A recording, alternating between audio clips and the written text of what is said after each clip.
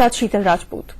अयोध्या में राम मंदिर का मुद्दा भले ही अभी सुप्रीम कोर्ट में अटका हो, लेकिन दिल्ली यूनिवर्सिटी में राम मंदिर के नाम पर कोहराम मच गया है। इस कोहराम की जड़ है एक सेमिनार जिसके अगुवा है बीजेपी नेता सुब्रमण्यम स्वामी। दिल्ली यूनिवर्सिटी की आर्ट्स फैकल्टी में जारी इस सेमिनार में देश भर के कई विचारक राम मंदिर की प्रामाणिकता और सबूतों पर चर्चा कर रहे हैं, लेकिन विरोधियों को लग रहा है कि इसके जरिए दिल्ली यूनिवर्सिटी में भगवा एजेंडा लागू करने की साजिश रची जा रही है। उधर स्वामी अपने बयान पर कायम है कि इस साल दिसंबर तक अयोध्या में मंदिर निर्माण शुरू हो जाएगा। आज या कल तक स्वामी इसका ब्लूप्रिंट भी जारी कर देंगे, लेकिन मंदिर निर्माण कैसे होगा ये अभी किसी को नहीं पता।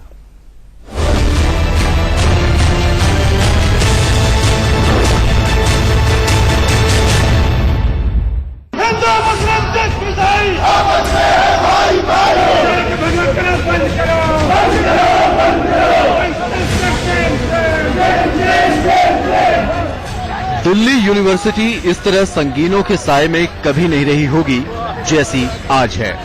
यूनिवर्सिटी के अंदर अयोध्या में राम मंदिर को लेकर सेमिनार चल रहा था और बाहर छात्र संगठनों ने इस सेमिनार के खिलाफ हल्ला बोला हुआ था।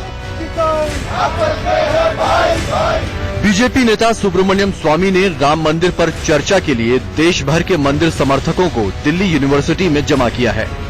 चर्चा का विषय इस सेमिनार के खिलाफ हल्ला बोला हुआ था। बीजेपी नेता सुब्रमण्यम स्वामी ने राम मंदिर पर चर्चा के लिए देश भर के मंदिर समर्थकों को दिल्ली यूनिवर्सिटी में जमा किया है। चर्चा का विषय है राम जन्मभूमि मंदिर उभरता परिदृश्य। सेमिनार 2 दिनों तक चलेगा। स्वामी पहले ही कह चुके हैं कि इस साल के अंत तक अयोध्या में राम मंदिर निर्माण शुरू हो जाएगा। सेमिनार के उद्घाटन भाषण में भी उन्होंने यही बात दोहराई।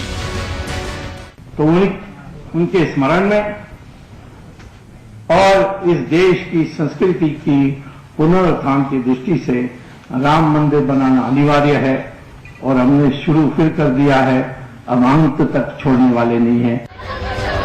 एनएसयूआई और वामपंथी संगठन इसे डीयू के भगवाकरण की कोशिश बता रहे हैं। दूसरी तरफ एबीवीपी सेमिनार के समर्थन में खड़ी है। विरोध प्रदर्शन के दौरान कई बार झड़प के हालात भी बन गए। सुब्रमण्यम स्वामी लगातार सेमिनार में जो राम जन्मभूमि है उसके ऊपर चर्चा कर रहे हैं और एनएसयूआई लगातार विरोध प्रदर्शन कर रही है कि इस तरह की जो एकेडमिक एक्टिविटी डीयू कैंपस में होनी चाहिए, ना कि सांप्रदायिक जो राम जन्मभूमि को की चर्चा पर सांप्रदायिकता का रंग यहाँ पर देने की कोशिश की जा रही है। इस वजह से लगातार विरोध प्रदर्शन तमाम संगठन, चाहे वो एनएसयूआई हो, चाहे केवाईसी हो या आयसा हो, वो लगातार यहाँ पर विरोध प्रदर्शन कर रहे हैं।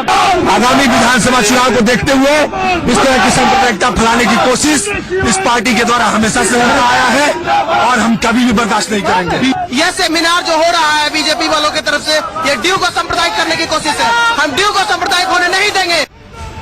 दिलचस्प बात यह है कि इस सेमिनार में स्वामी के आगे आगे रहने के बावजूद बीजेपी ने खुद को सेमिनार से अलग रखा है, लेकिन वो स्वामी की बात को खारिज भी नहीं कर रही है। जिस तरह की हरकत एनएसयूआई और कांग्रेस के लोग कर रहे हैं ये दुर्भाग्यपूर्ण है। पूरा देश इस विषय का निदान चाहता है। ये मामला अदालत में है, अदालत या आपसी बातचीत से इसका निदान निकलेगा। कि पूरा जो अब ये 3 बड़ी इंपॉर्टेंट स्टेट्स के इलेक्शन आ रहे हैं उनको सामने रखकर और फिर 2017 में जो यूपी के इलेक्शन है उनको सामने रखकर ये एक बार फिर राम जन्मभूमि के नाम पर, राम मंदिर जी के नाम के ऊपर अपने पॉलिटिकल जो रोटियां सेकना चाह रहे हैं, which is very unfortunate. BJP की, आरएसएस की का तो यही खेल है, धर्म का इस्तेमाल राजनीतिक फायदे के लिए करते हैं। लोगों की आस्था है मर्यादा पुरुषोत्तम भगवान राम, लेकिन इनका सब काम अमर्यादित होता है। सुब्रमण्यम स्वामी के मुताबिक इस सेमिनार के दौरान ही अयोध्या में राम मंदिर निर्माण की कार्य योजना का ब्लूप्रिंट पेश किया जाएगा। अब बड़ा सवाल ये है कि सुब्रमण्यम स्वामी अयोध्या में राम मंदिर कैसे बनाएंगे। अगर दिसंबर तक सुप्रीम कोर्ट का फैसला नहीं आया तो क्या होगा? कोर्ट का फैसला आ भी गया और मंदिर के हक में नहीं रहा तो क्या होगा? इन सारे सवालों का जवाब शायद स्वामी के पास हो। दिल्ली से यतेंद्र शर्मा के साथ ब्यूरो रिपोर्ट, इंडिया न्यूज। तो यही है बीच बहस में आज बहस का बड़ा मुद्दा। हमारे साथ खास मेहमान जुड़ चुके हैं। हमारे साथ डॉक्टर विजय सोनकर शास्त्री बीजेपी के प्रवक्ता जुड़े हुए हैं। हमारे साथ नीरज मिश्रा कांग्रेस के प्रवक्ता स्टूडियो में मौजूद हैं। नावेद सिद्दीकी समाजवादी पार्टी के प्रवक्ता लखनऊ से हमारे साथ जुड़ चुके हैं। इससे पहले कि मैं बीजेपी के पास चलूं और पूछूं कि आखिर किस आधार पर सुब्रमण्यम स्वामी इतना बड़ा दावा कर रहे हैं और क्या ब्लूप्रिंट है उनके पास, मैं पहले नीरज से सवाल लेना चाहूंगी। नीरज, बीजेपी और तमाम लोगों का ये आरोप है कि अगर सेमिनार वहां हो भी रहा है तो उसको लेकर आप इतना बवाल क्यों मचा रहे हैं? ये भी तो एक तरह से इंटॉलरेंस है, सेमिनार ही तो हो रहा है। शीतल जी, जैसा कि हम लोग जानते हैं कि किसी भी एक एकेडमिक इंस्टीट्यूशन के लिए एकेडमिक टेस्ट के प्रोग्राम बहुत ज्यादा जरूरी होते हैं और कंपलसरी होते हैं। जैसा कि हम सुब्रमण्यम स्वामी के जो एवीएपी संगठन के नाम पर जो ये लोगों ने आज सेमिनार किया है, हमने देखा कि उसके अंदर इन लोगों ने जो बातें की हैं वो किसी भी तरीके से एकेडमिक टेस्ट की नहीं है। चाहे वो मुस्लिमों के डीएनए के बारे में बात हो, चाहे विवादित बाबरी मस्जिद के गिराए जाने पर बात हो, चाहे राम जन्मभूमि की बात हो, तो ऐसा कोई भी मुद्दा एक किसी भी शैक्षणिक संस्थान के सोशल फैब्रिक के लिए अच्छा नहीं है। इसीलिए एनएसयूआई ने और कांग्रेस ने इसका पुरजोर तरीके से विरोध किया है। डॉक्टर शास्त्री, कांग्रेस का ये कहना है कि सेमिनार में जिस तरह के शब्द इस्तेमाल किए गए या जिस तरह की चर्चा हुई वो एक शैक्षणिक संस्थान में उस तरह का नहीं होना चाहिए, वैसा माहौल नहीं पैदा होना चाहिए और इसलिए वो विरोध प्रदर्शन कर रहे हैं। अजय, संस्थानों की भूमिका क्या है हमारे देश में, शायद इसको विस्मृत लोग कर गए हैं। हकीकत तो ये है कि ये शैक्षणिक संस्थान ऐसे संस्थान होते हैं जहां देश की समस्याओं के बारे में वहां पर चर्चा हो, और हमारे देश में अगर रैंकिंग भी किया जाए गंभीर समस्याओं की तो राम जन्मभूमि जैसी समस्या उन 10 समस्याओं में एक हो सकती है। जब टॉप 10 की समस्याओं पर अगर शैक्षणिक संस्थानों में जो रिसर्च के केंद्र हैं जहां से समाधान की गुंजाइशें दिखती हैं, अगर वहां पर इस पर चर्चा नहीं होगी तो कहां होनी चाहिए। मुझे बड़ा दुख हो रहा है इस प्रकार की बातें कहते हुए। खासतौर से वहां पर जो लोग विरोध कर रहे हैं वो लोग विरोध कर रहे हैं जिनको विरोध करना ही है। वो कहीं भी होता, अगर यूनिवर्सिटी के बाहर भी होता तो भी इसका विरोध वो करते, क्योंकि वो मुद्दे का समाधान नहीं चाहते हैं, बल्कि वो लोग चाहते हैं कि ये मुद्दा इसी प्रकार से बना रहे। हकीकत ये है कि ये ऐसे मुद्दे हैं जिस पर कि होना चाहिए। जहां तक भारतीय जनता पार्टी की बात है, हमारी पार्टी तो हमेशा संवैधानिक स्वरूप में विश्वास रखी है और देश में जो भी राम मंदिर जैसी समस्या का समाधान निकले उसके बारे में यही हमारी इच्छा है और अपेक्षा है कि संविधान सम्मत निकले। लेकिन अगर उस पर इस प्रकार की राजनीति होती है कि कहीं अगर उसकी चर्चा होती है तो उस चर्चा को भी होने से रोक देना चाहिए, तो मुझे लगता है कि ये लोकतंत्र में ऐसी बातों को स्थान नहीं मिलने चाहिए। ये केवल मोटिवेटेड होता है और एक ग्रुप द्वारा विरोध प्रदर्शन कराया जाता है। डॉक्टर सोनकर ने शायद आज ग्राउंड रियलिटी नहीं देखी वहां, जब कुछ न्यूट्रल लोग उस वेन्यू के अंदर जाकर इस मुद्दे को सुनना चाह रहे थे, तब वहां एबीवीपी के लोगों ने, खास करके डूसू में एक पदाधिकारी है, मैं नाम लेके नहीं बात करूंगा, उसने उसकी इतनी पिटाई की है कि आज वो हिंदूराव अस्पताल में एडमिट है। उस लड़के का किसी भी संगठन से कोई लेना देना नहीं था। तो आप कैसे संविधान और कैसे टॉलरेंस की बात कर रहे हैं, मुझे ये समझ नहीं आ रहा। डॉक्टर सुनकर डॉक्टर शास्त्री, फिर मैं नावेद सिद्दीकी के पास चलूंगी।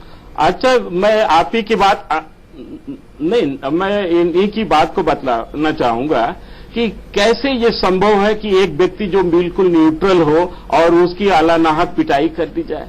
उससे क्या लेना देना एक न्यूट्रल व्यक्ति से, खासतौर से किसी का क्या लेना देना है?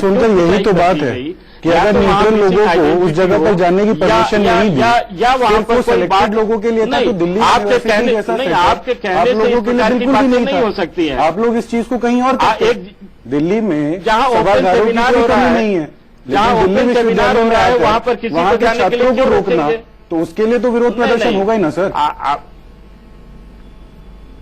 वहां तो छात्रों को इनवाइट किया जा रहा है, इनविटेशन लेटर दिया जा रहा है, बुलाया जा रहा है, संख्या बढ़ाई जा रही है, और आप कह रहे हैं कि वहां पर किसी को जाने से उसकी पिटाई कर दी। आपकी बात पर कौन भरोसा करेगा?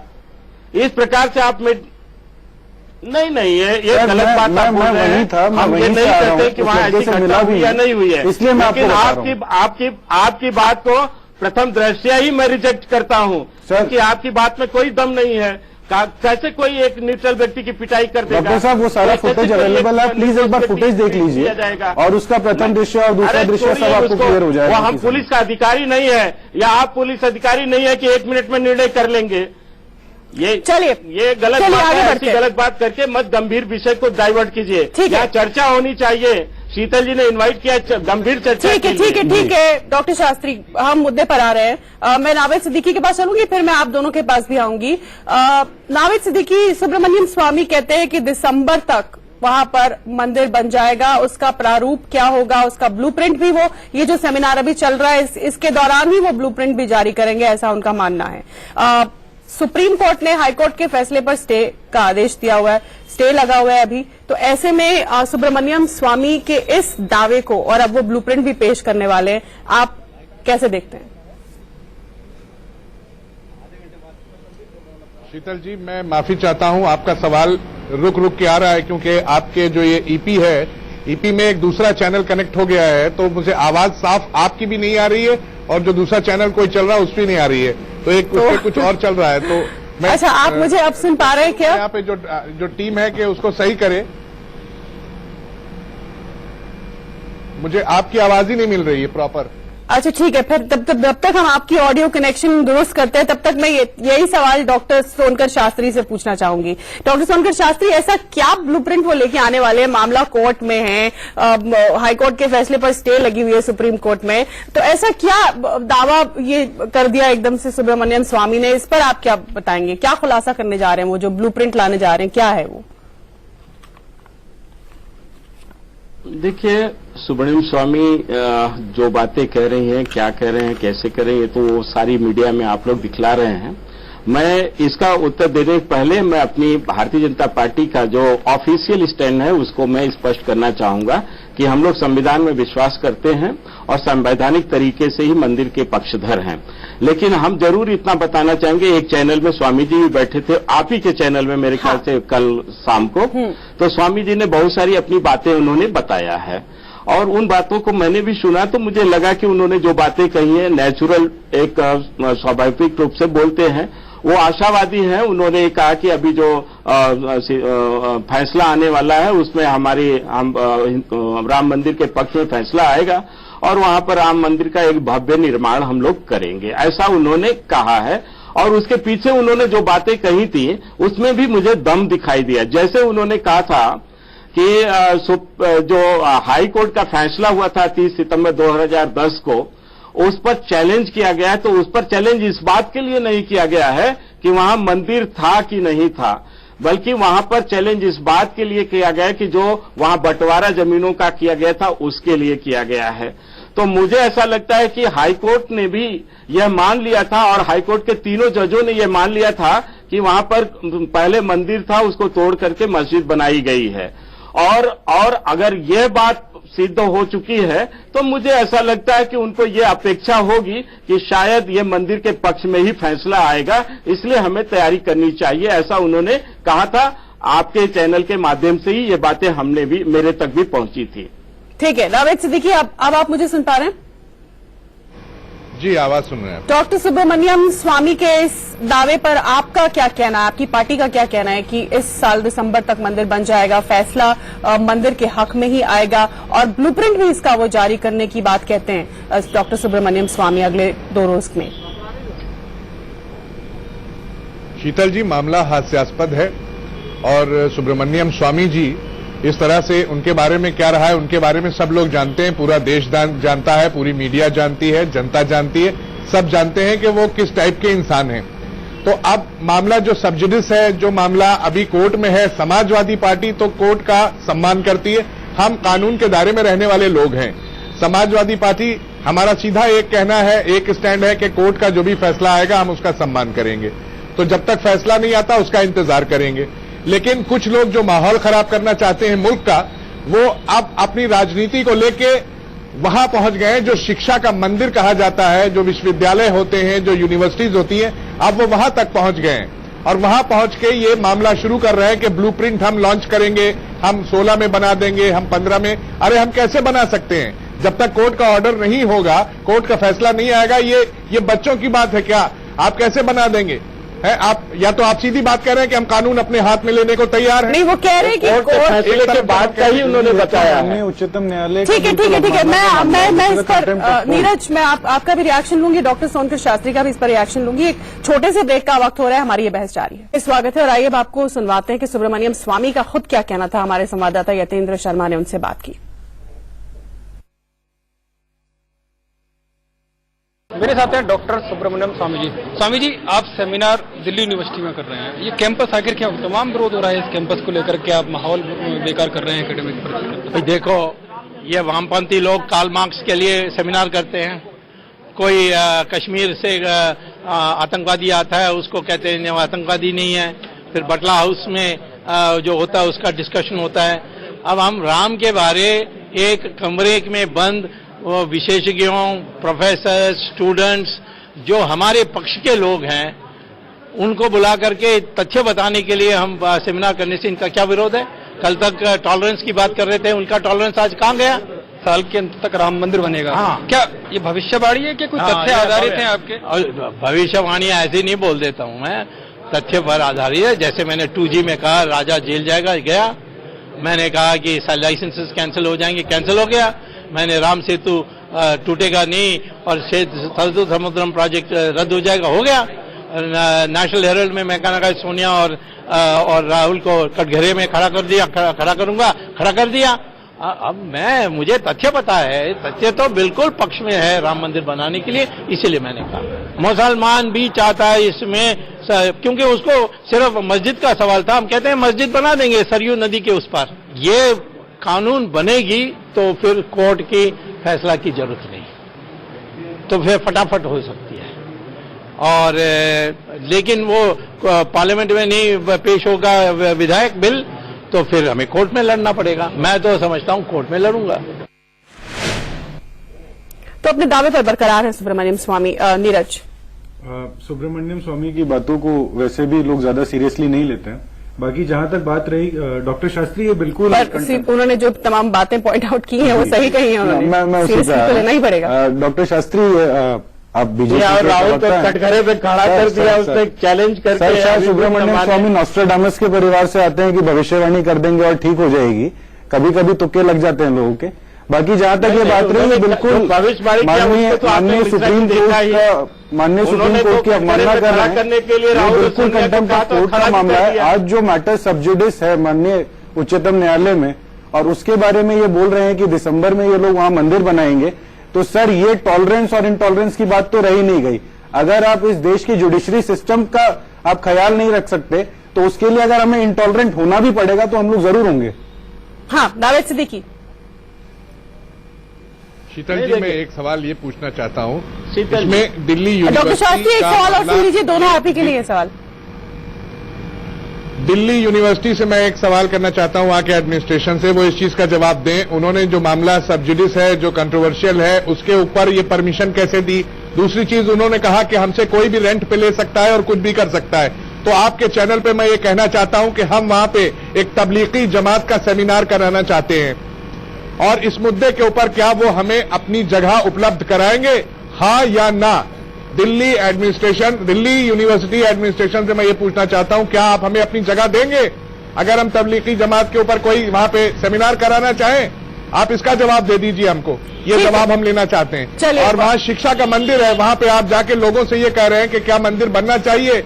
आप बच्चों को गलत चीज बता रहे हैं। आप बच्चों से ये कहिए कि मामला कोर्ट में है, कोर्ट के फैसले का सम्मान करना चाहिए। कोर्ट का जब फैसला है तब हमको काम करना चाहिए। ठीक है डॉक्टर शास्त्री, लेकिन आप बच्चों को गलत शिक्षा दे रहे हैं, बड़े अफसोस की बात है। देखिए, शायद नावेद सिद्दीकी जी ने मेरी पूरी बात पहले नहीं सुनी हो, नहीं तो शायद वो हमारे देश में जिस प्रकार की समस्याएं, उनके समाधान का जो केंद्र है और वहां पर इन सब बातों का चर्चा होना चाहिए आवश्यक, वो भी समझने की कोशिश करते हैं। बहरहाल मैं बस इतना कहना चाहता हूं कि राम मंदिर के संदर्भ में क्या कांग्रेस पार्टी ने पूरी जिम्मेदारी ले ली है कि वही सारा काम करेगी? क्या अन्य पार्टियों को इसका अवसर नहीं दे सकती है? जब शुरू में 22 दिसंबर 1949 को पहली बार जब रामलला का दर्शन हुआ था, तो उस समय देश के प्रधानमंत्री जवाहरलाल नेहरू थे, और उत्तर प्रदेश के मुख्यमंत्री उस समय गोविंद बल्लभ पंत थे, उन्होंने वहां सारी व्यवस्था कराई, वहां ने पूजा पाठ की व्यवस्था कराई और इतना ही नहीं ताला बंद रामलला के दर्शन की भी व्यवस्था कराई। इसके बाद फिर राजीव गांधी जी आए और उन्होंने 86 में ताला खुलवाया और उन्होंने सारी चीजें कराई। हम ये कहना चाहते हैं कि कोई नई चीज बताइए, हम लोग तो एवरीबॉडी नोज दिस। नहीं, कहाँ जानते हैं? जानते होते तो ये बात जरूर कॉपीराइट की तरह उनका होता कि भाई अयोध्या में बिल्कुल भी बात नहीं है। बीजेपी को मामला सिर्फ यही है कि आप लोग उस नीति पर ना चलें। बात है। चलिए ठीक है। मुझे आप सभी को रोकना पड़ेगा क्योंकि हमारी बहस का वक्त खत्म हो चुका है। इसमें सवाल बरकरार है कि आखिर कैसे मंदिर बनाने की बात कह रहे डॉक्टर सुब्रमण्यम स्वामी और ब्लूप्रिंट जो वो जारी करने वाले हैं उसका सभी को इंतजार होगा, देखना होगा कि है क्या। फिलहाल इस बहस में इतना ही। आप सभी का जुड़ने के लिए धन्यवाद। एक छोटे से ब्रेक के लिए हम यहाँ पर रुक रहे हैं।